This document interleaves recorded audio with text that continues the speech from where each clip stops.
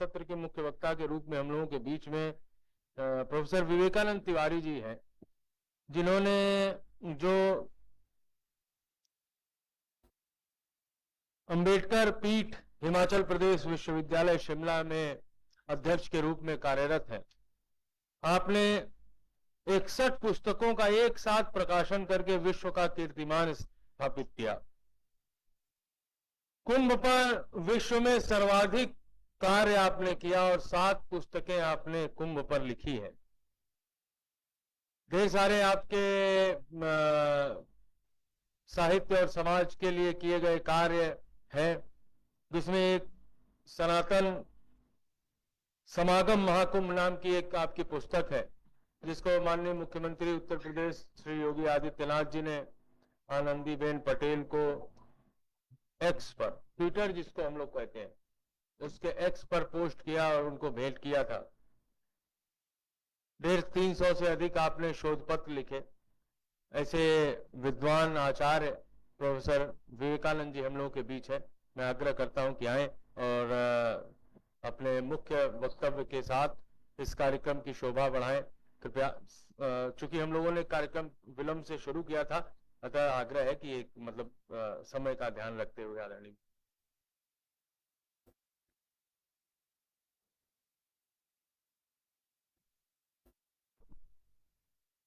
मंच पर उपस्थित सरस्वती के व्रत पुत्रों का अभिनंदन। और जो आप उपस्थित हैं, आप ही सनातन के मुख्य आधार स्तंभ हैं। आज संक्रमण काल चल रहा है, इसलिए शाश्वत कार्य में लोगों की भागीदारी कम हो रही है, लेकिन 1.25 लाख से एक लड़ाऊं तब जाकर गुरु गोविंद सिंह कहा हूं। आप 1.25 लाख के बराबर हैं और आप ही सनातन धर्म के आधार स्तंभ। संक्षेप में मैं विषय पर प्राचीन से लेकर आधुनिक रखने का प्रयास करूंगा। अगर हम वेद, पुराण, उपनिषद, रामायण, रामचरितमानस का अध्ययन करें तो उसमें सर्वाधिक वर्णन तीर्थराज प्रयाग के आता है। किसी अन्य स्थान का इतना जो है वर्णन कहीं भी देखने को नहीं मिलता है। अगर इसको संकलन किया जाए तो महाग्रंथ का निर्माण हो जाए। वैदिक काल से तीर्थराज प्रयाग का महात्म्य है और यह त्रिवेणी जो है 12 माधवों से संरक्षित यह तीर्थराज प्रयाग है, जिसमें जल माधव के रूप में त्रिवेणी में जलेव माधव, जल ही माधव है। त्रिवेणी जो है माधव, एक 12 माधव में से एक जल माधव के रूप में विराजमान। और शास्त्रों में कहा भी गया है कि यह जो है ब्रह्मदेव, जल को जो है जो कहा गया है ब्रह्म द्रव्य के रूप में इसकी प्रतिष्ठा गंगा की है। और त्रिवेणी ज्ञान, भक्ति और कर्म का योग है। और हमारे अंदर भी त्रिवेणी है, 3 नाड़ियां, पिंगला पिंगला सुषुम्ना का हमारे शरीर के अंदर है और दोनों भाव के मध्य में इनका एकीकरण होता है। तो हमारे जो है शरीर के अंदर भी एक त्रिवेणी है। और कहा गया है ज और ल, दो से ही सृष्टि का आरंभ होता है। जायते अस्मात् ज, जहां सृष्टि का जो प्रारंभ होता है वो ज है। और ल, लियते अस्मिन कहा गया है, जो कि यहाँ जो है लय हो जाता है। यह जल का परिभाषा है, जहाँ सृष्टि का निर्माण और जो है उसका विनाश होता है वो जल है। और भागवत की शुरुआत भी इसी शब्द से होती है। कहा गया है कि सत्यम परम धीमहि, इस कौन परम सत्य है जिसकी हमें आराधना करें। इसी जल का ही जो सृष्टि का सृजन करता है, पालन करता है और संहार करता है। तो जल की परिभाषा से ही जो है भागवत की पहली शुरुआत होती है। और ऋग्वेद में जो है सीधे सीधे वर्णन त्रिवेणी का है, जैसा कि उपाध्याय जी ने अपने शोध पत्र में पढ़ा। सीता सीते सरिते यत्र संगते तत्र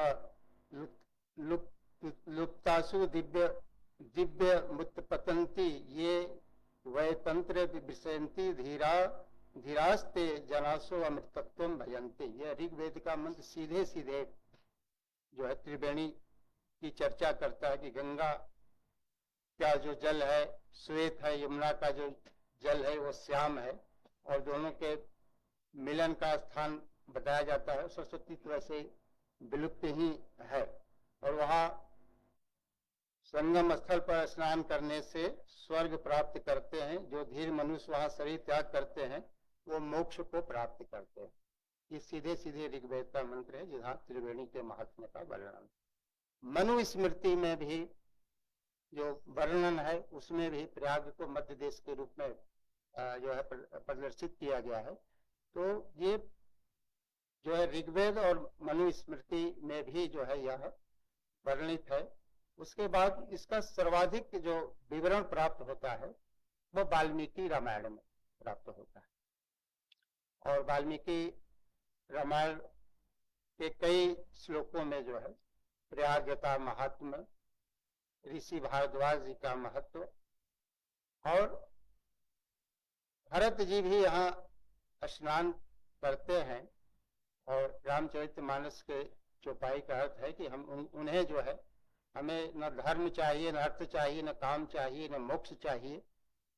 हमें हर जन्म में भगवान श्री राम की चरणों की प्रीति दृढ़ रहे, ऐसा वो वरदान मांगते हैं। यहाँ याज्ञवल्क और ऋषि भारद्वाज का संवाद भी बहुत प्रसिद्ध है। और जो है भारद्वाज जी ऋषि याज्ञवल्क जी से कहते हैं कि हम वही राम को समझ रहे हैं दशरथ के पुत्र हैं, या वो राम जिसको शंभु पूछते हैं।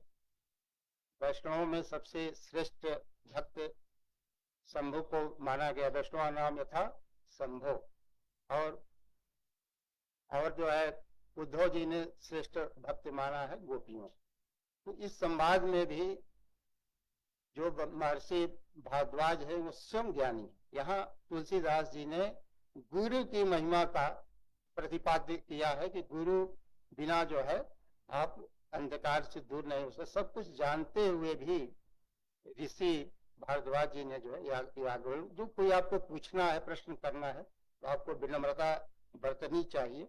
सब कुछ जानते हुए भी उनकी महिमा को जो है वो जो है आप जो है वो चीजें उस तरह से पूछ रहे हैं, एक शिष्य के निमित्त पूछ रहे हैं। और प्रयाग का जो वर्णन है रामायण में, उसमें जो है इस तरह से वर्णित किया गया है कि ये घनघोर जंगल था। इसमें ये जो यहाँ जो है रहते थे ऋषि महर्षि, तप करते थे, ध्यान करते थे। बस्तियों का अभाव इसमें प्रदर्शित किया गया है। उसके बाद महाभारत में इसका बहुत ज्यादा वर्णन मिलता है। रघुवंश में इसका वर्णन मिलता है कालिदास के। रघुवंश में जब भगवान अयोध्या लौट रहे पुष्पक से, तो बीच बीच में जो प्रयाग का स्थल पड़ रहा है उसका वो सीता जी को वर्णन कर, त्रिवेणी का वर्णन कर रहे हैं, अच्छे बट का वर्णन कर रहे हैं। इस प्रकार से जो है आपको महाभारत में भी प्रयाग के पौराणिकता का उसमें जो है वर्णन हम देखते हैं। सबसे ज्यादा प्रयाग का जो वर्णन है वो पद्म पुराण। अनेक श्लोक हैं, उसके अर्थ हैं कि प्रयाग में आप अगर ध्यान करते हैं, स्नान करते हैं, तप करते हैं, उसका महात्म्य का वर्णन है, उससे क्या मिलता है ना। कहा गया है कि समान स्थलों पर जो आप पाप कर्म करते हैं या जो आपसे अपराध होता है उसका क्षय सीधे प्रयाग में ही होता है और कहीं नहीं होता है। इस प्रकार से प्रयाग का विवरण है। प्रयाग में जो चीजें हैं,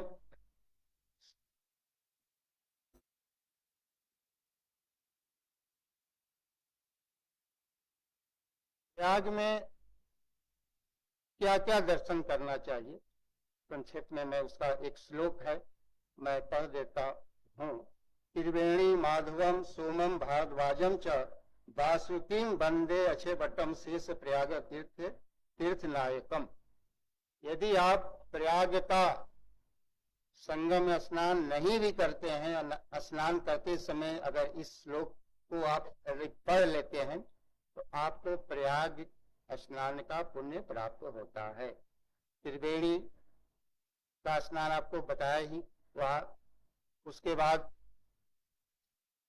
12 माधवों में से अगर 12 का आपने दर्शन नहीं भी किया तो एक बेणी माधव का अगर आप दर्शन कर लिए तो 12 माधव के दर्शन का पुण्य हमें प्राप्त होता है। बेणी क्या होता है? बेणी जो माताएं अपनी गूंथती हैं, जो केस, अब आजकल तो कम हो गया है, उसको बेणी बोलते हैं। और 64 कला में से एक कला भी यह है बेणी ग्रंथन। और आप देखेंगे जब गूंथेंगी तो 3 का होता है, लेकिन जब वो गूंथ कर पूरा हो जाता है तो आप चाहे आगे से देखें चाहे पीछे से, 2 ही बेड़ी उसमें दिखाई पड़ता है। उसी तरह से संगम पर प्रत्यक्ष दर्शन हमें जो है गंगा और यमुना का होता है। और सरस्वती का अस्तित्व है, वेद में सर्वाधिक प्रशंसित नदी सरस्वती है और वो विलुप्त यहाँ कहा गया, उसका एक अलग विषय है, उस पर भी हमने काम किया है। कभी मौका मिलेगा इस विषय पर तो भी हम विषय रखेंगे। उसके बाद अक्षय वट की जो है अत्यंत प्राचीनतम है और पृथ्वी के विनाश होने पर भी इसका अस्तित्व बचा रहेगा। इसका अनेक यात्रियों ने भी वर्णन किया है, विशेषकर वेन संघ ने भी इसका वर्णन किया है और लिखा है कि यहाँ लोग मोक्ष प्राप्त करने के लिए ऊपर से चढ़कर नीचे छलांग लगाते थे, मृत्यु को प्राप्त करते थे, मोक्ष की प्राप्त करते थे। अक्षय वट का विवरण जो है और भी पुराणों में भी है। नारद जी भी जो है युधिष्ठिर को अक्षय वट के विशेषता के बारे में बताते हैं, तो इसका दर्शन भी करना चाहिए। वासुकी जी हैं, ऋषि भारद्वाज जी हैं, ये सब चीजों का जो है आपको दर्शन करने से प्रयाग के संपूर्ण तीर्थ का फल प्राप्त होता है। अब जो परिक्रमा प्रयाग का करना चाहिए, पंचकोशी परिक्रमा का महात्म है। यहाँ बहुत दिनों तक परिक्रमा बंद था, फिर से शुरू हुआ। परिक्रमा करने से आपको जो है 5 प्रकार के जो विकार हैं, काम क्रोध लोभ मद मोह, उससे छुटकारा मिलता है। और इसी जन्म का नहीं, पूर्व जन्म का भी अगर आपको ब्रह्म हत्या गौ हत्या का पाप लगा है, इस परिक्रमा से आपको जो है आपको ये उस पाप से आप जो है दूर हो जाते हैं। उस पाप से जो है आपका जो है वो दूरी बन जाती है इस परिक्रमा करने से। जैसा कि कहा गया, अभी जो महात्मा है वो माघ मेले का बहुत महात्मा है। तो यहाँ माघ का स्नान को बड़ा पुण्यदायी माना गया है और कहा गया है इसकी परिधि जो बताई गई है 5 योजन, कहीं और अलग अलग 5 योजन। उसमें कहा गया कि जैसे ही आप इस क्षेत्र में बढ़ते हैं, हर पद पर आपको 100 अश्वमेध यज्ञ का फल प्राप्त होता है, जैसे आप जो है प्रयाग में आप वर्णन करते हैं। और कहा गया है कि माघ में हर जल, तो पृथ्वी का कहीं का भी जल हो, वो विशेष पुण्यदायी होता है। इस माघ मास का ऐसा महात्मा है और गंगा जल के समान होता है। यदि आप गंगा जल में स्नान करते हैं त्रिवेणी में तो उसका बात ही अलग है। उसके साथ यहाँ कल्पवास का बड़ा महात्मा है और आप देखेंगे नियम संयम का पराकाष्ठा है। 1 समय भोजन करना है, 3 समय स्नान करना है, आपको जो है भगवत भजन करना है, स्वाध्याय करना है, तप करना है। और ऐसे ऐसे लोग कल्पना करिए जो कभी ऐसी कल्चर से निकले नहीं हैं, कभी पैदल नहीं चले हैं, वैसे देश विदेश के ऐसे लोग जो है यहाँ महीनों भर कल्पवास करते हैं।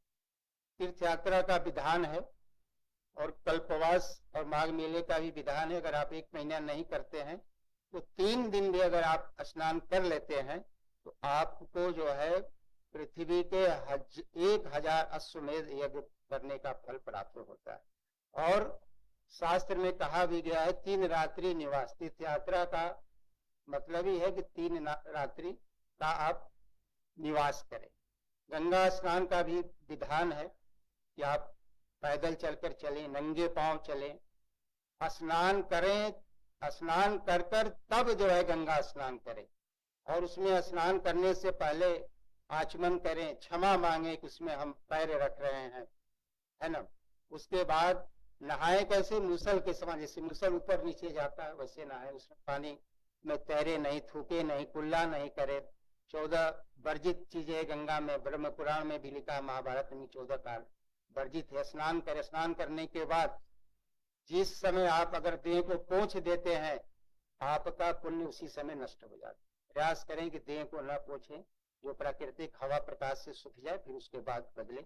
बहुत ज्यादा ठंडक है तो कंबल ओढ़े। और अपना जो नहाया हुआ वस्त्र है उसको उसमें क्षारण नहीं करना चाहिए, घर लेकर जाइए। ये शास्त्रीय विधान जब आप पालन करेंगे तो आपको शास्त्रीय लाभ मिलेगा। और जिसने शास्त्रीय विधान का पालन किया उसको आज भी हम याद रखते हैं। यहाँ विद्वान हम लोग के अग्रज जो है सिंह साहब, जो पूर्व अध्यक्ष हैं, मालूम है कि तुलसी घाट पर तुलसीदास जी रहते थे और वहां थूकते भी नहीं, नाव से उस पार जाते थे, शौच करते थे। आज सर्वाधिक पीएचडी तुलसीदास जी की है। उनकी कालजयी कीर्ति जो है घर घर में है।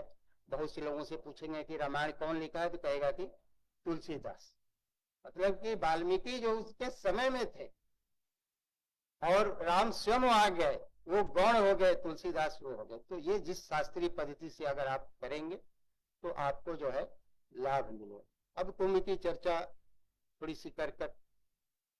कुंभ क्या है? कुंभ जो है एक सामूहिक चिंतन का केंद्र हुआ करता, जिसमें राजा प्रजा साधु संत एकत्रित होते थे और जो कल्पित जो विधान है उसको समाप्त कर कोई नई विधान उस चिंतन में बनता था, उसको विधान करते थे। और जो चिंतन होता था वो समाज के लिए, राष्ट्र के लिए, पर्यावरण के लिए वो जो है मार्गदर्शन देने का काम करता था। ये कुंभ का आंतरिक जो है निहितार्थ ये है। फिर यदि हम अखाड़े की चर्चा न करें तो अखाड़े की स्थापना आदि शंकराचार्य के मार्गदर्शन में बहुत कम लोगों को मालूम है, मधुसूदनानंद सरस्वती ने किया था। अखाड़े क्या थे? अखाड़े सनातन धर्म के रक्षक थे और आदि शंकराचार्य के गूढ़ विषयों को आम जनमानस तक पहुंचाने का माध्यम थे। और 13 अखाड़े हैं, 7 शैव अखाड़े हैं, 3 वैष्णव के हैं और 3 शैव धर्म से है। इस बार एक किन्नर अखाड़े भी बना दिया गया। किन्नर जिनको आप किन्नर समझ रहे हैं वो किन्नर नहीं है। किन्नर देवताओं का एक प्रकार होता है, उसमें किन्नर और किन्नरी दोनों होते हैं। आगे से उनका शरीर देवताओं का था, नीचे शेर की तरह उनका होता। ये किन्नर जिनको कहा जाता है वो किन्नर नहीं है। और जिस परंपरा का निर्वहन आज तक होते आ रहा है, शंकराचार्य जी ने जो व्यवस्थाएं बनाई सनातन धर्म के रक्षार्थ, उस व्यवस्था में हस्तक्षेप करने का कोई अधिकार नहीं है। हमने इस पर बात भी किया तो लोगों ने कहा कि किन्नर अखाड़े बनाने का मुख्य उद्देश्य ये था कि जो इस किन्नर जो है अधिकांश मुसलमान धर्म को अपनाते हैं, उनके आचार विचार को मारने का बिल्कुल सही, बहुत अच्छा काम है। लेकिन उनको महामंडलेश्वर, आचार महामंडलेश्वर बनाना ये गलत है। उसी अखाड़े में से ही आप जूनागढ़ में से संबंध है तो उसी में आप इसको समझिए। आचार महामंडलेश्वर बहुत बड़ा पद, महामंडलेश्वर बहुत बड़ा पद। हमने सनातन पर ही कार्य किया सर्वाधिक, गंगा पर भी सर्वाधिक कार्य है मेरा। 200 से ऊपर हमारी पुस्तक पब्लिश है। और मैं इतिहास का विद्यार्थी हूँ लेकिन मैं सनातन का विषय रखता हूँ। 4 एपिसोड मैंने मनुस्मृति बोला, कहीं एक लाइन में किसी ने जो विरोध नहीं किया, सब प्रमाण मैंने बोला। अगर हमें भी कोई महामंडलेश्वर बनाए तो मैं नहीं बन सकता। 7 पीढ़ियां बर्बाद हो जाएगी। आज शराब व्यवसायी मनता कुलकर्णी, अरे क्या मतलब महामंडलेश्वर मतलब क्या? तो वेदांत का जानकार हो, वेद वेदांत उपनिषद का जानकार होना चाहिए, तप होना चाहिए, उस तरह से योग्यता। तो बनाने वाला भी 7 पीढ़ी इसकी बर्बाद होगी, बनने वाला भी 7 पीढ़ी बर्बाद होगी। और हम आप अगर चुप रहेंगे तो ये बढ़ते जाए। अब जो विषय के अंतर्गत मैं आता हूँ, मुगल काल में भी प्रयाग का बड़ा महत्व था। न केवल धार्मिक महत्व था बल्कि प्रशासनिक महत्व भी बढ़ा। और अकबर का एक सूबा भी यहाँ था। और नाम का परिवर्तन आप जान ही रहे हैं, 2018 में फिर से प्रयाग नाम योगी जी ने बनाया। इसलिए उत्तर प्रदेश सरकार निश्चित रूप से प्रशंसा के पात्र है। अब आते हैं स्वतंत्रता आंदोलन में भी इसका बहुत योगदान रहा। 1857 के क्रांति में यहाँ का जो बहुत क्रूर था कर्नल नीम, उसने नीम का पौधा पेड़ है यहाँ कहीं, अब शायद कट गया, उसमें 52 लोगों को एक साथ फांसी पर लटका दी। अभी भी है, अभी भी है ना अभी जी। वो हुआ यहाँ 1857 में एक मुसलमान नाम ध्यान हुआ, उसने स्वतंत्रता घोषित किया, अपने को यहाँ का गवर्नर नियुक्त किया। और इस क्रांति के बाद जो विक्टोरिया का 1858 में मिंटो पार्क में जो घोषणा हुआ वो भी जारी हुआ। कांग्रेस के 3 अधिवेशन प्रयाग में हुआ। स्वतंत्रता के आंदोलन में भी यहाँ के नाविक समाज का, यहाँ के पुरोहित समाज का, आम जनमानस का बहुत ज्यादा योगदान रहा है। और चंद्रशेखर आजाद की शहादत को कौन भूल सकता है? वह एक गांव हुआ करता था और आज तो अल्फ्रेड पार्क के नाम से जाना, जिसको कौन भूल सकता है। फिर यहाँ अनेक प्रकार के साहित्यिक गतिविधियों का केंद्र। अभी ये संपादक जी बैठे हैं, जो है सरस्वती का बड़ा नाम था, आजादी के दौर में बड़ा काम था। 1900 के आसपास सही स्थापना हुई, 1900 में जो है स्थापना हुई। लीडर यहाँ से निकलता था, जिसके संपादक पंडित मदन मोहन मालवीय जी हुआ करते। अभ्युदय निकलता था। अनेक बड़े बड़े साहित्यकार यहाँ दिए, सूर्यकांत त्रिपाठी, निराला, बहुत से लोग, सब आप जान रहे हैं। मैं केवल विषय पर आकर आगे बढ़ते जा रहा हूँ, संकेत करते जा रहा हूँ। आप अपना स्मरण करते हुए उसको आगे आप अपने मन में बैठाइएगा। और भी हरिवंश राय बच्चन जी हुए, और भी हुए। उनका पुत्र अमिताभ बच्चन आज पूरे वर्ल्ड में फेमस है। अनेक बड़े बड़े यहाँ संत महंत राजनेता पैदा हुए, जो न केवल भारत का बल्कि विश्व स्तर पर जो है मार्गदर्शन करने का काम किए। पंडित मदन मोहन मालवीय जी, जो आदि शंकराचार्य के बाद सनातन धर्म पर अगर किसी का कार्य है, योगदान है, तो वो पंडित मदन मोहन मालवीय जी का है। काशी हिंदू विश्वविद्यालय ही नहीं स्थापित किया, अनेक ऐसी संस्था, कांग्रेस के 4 बार अध्यक्ष रहे, हिंदू महासभा के अध्यक्ष रहे। और उनका जो अछूतोद्धार का अम्बेडकर से भी ज्यादा कार्य उनका है। तो मैं आपको 1 मिनट का संकेत करकर फिर बढ़कर मैं अब समाप्ति की ओर ही मैं हूं कि अम्बेडकर पुनः समझौता में सभी लोगों की मांग को खारिज कर दिया था। यहाँ तक कि गांधी की पत्नी गई, उसको भी मतलब नहीं माने अम्बेडकर, और गांधी के पुत्र गए और एक तरह से उनको हड़काने का प्रयास किया कि हमारे पिता को कुछ होता है तो उसके जिम्मेवार आपको, वो भी नहीं माने।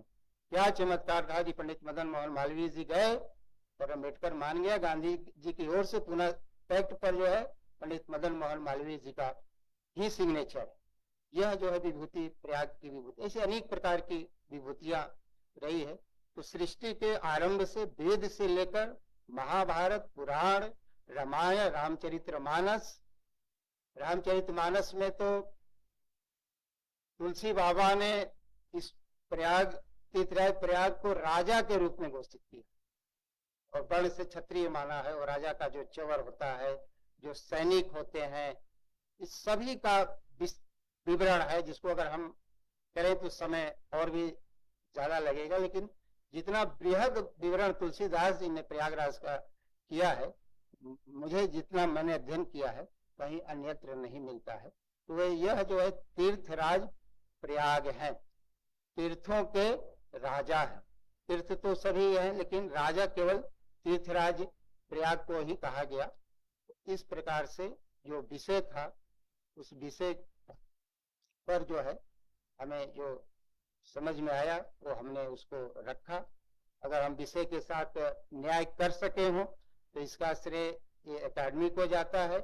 साथ में हमें जो संपर्क किए रत्न पांडे जी उनको जाता है। अगर मैं विषय को न्याय नहीं कर सका हूं तो मेरी लघुता को ध्यान में रखते हुए क्षमा करेंगे।